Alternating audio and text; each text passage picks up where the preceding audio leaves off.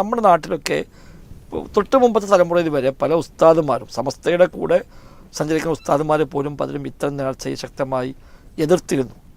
എന്നാൽ ഇന്നതൊക്കെ മാറി, എല്ലാവരും ഇതിൻ്റെ ആളുകൾ എന്നൊരു പ്രചാരമായിട്ട് മാറി. ഇന്ന് രാവിലെ ഒരു സഹോദരൻ സംസാരിച്ചപ്പോൾ മലപ്പുറം ടൗണിൻ്റെ അടുത്ത ഭാഗത്തായി ദർസ് എടുത്തിരുന്ന ഒരു ഉസ്താദ്, പള്ളിയിലെ മുദരിസ്, അത് പേര് ഞാൻ മറന്നുപോയി. അദ്ദേഹം ഇത്തരം ഈ സമൂഹത്തിലുള്ള അനജനങ്ങൾക്ക് ശക്തമായി നിലപാടെടുത്തു എന്ന് പറഞ്ഞ കൂട്ടത്തിൽ അദ്ദേഹം പറഞ്ഞത്, അന്ന് മലപ്പുറം നേർച്ചയാണ്. ഇപ്പോൾ നേർച്ച ഇപ്പോൾ അത് നിന്നുപോയി, മലപ്പുറം ശ്രോതാക്കന്മാർ നേർച്ച. അപ്പോൾ അന്ന് ഭയങ്കര ആഘോഷമായിരുന്നു ആ പഴയ കാലത്തൊക്കെ.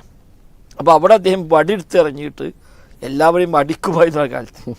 അപ്പോൾ ചോദിച്ചാൽ എന്ത് ദിവസങ്ങൾ ചെയ്യണം, അല്ല ഞാൻ മലപ്പുറം നേർച്ചയ്ക്ക് വരുന്ന ആളുകളെ അടിക്കാൻ നേർച്ചാക്കിയിട്ടുണ്ട് ഇതൊന്നും പറയാൻ പറ്റുന്നല്ലോ, ആർക്കും ഇല്ല അവിടെ. അപ്പോൾ അങ്ങനെ അദ്ദേഹം അതിനെതിരെ അന്ന് ഇറങ്ങി എന്നൊക്കെ പറഞ്ഞു കേട്ടിട്ടുണ്ട്. അപ്പം അങ്ങനത്തെ പല ആളുകളും അന്ന് ഉണ്ടായിരുന്നു. ഇന്നിപ്പോൾ അതല്ല. ഇന്ന് ഇതിൻ്റെ വരുമാനം പറ്റുന്നു, ഇതിൻ്റെ ഒരു വിഹിതം പറ്റിപ്പോകുന്നു.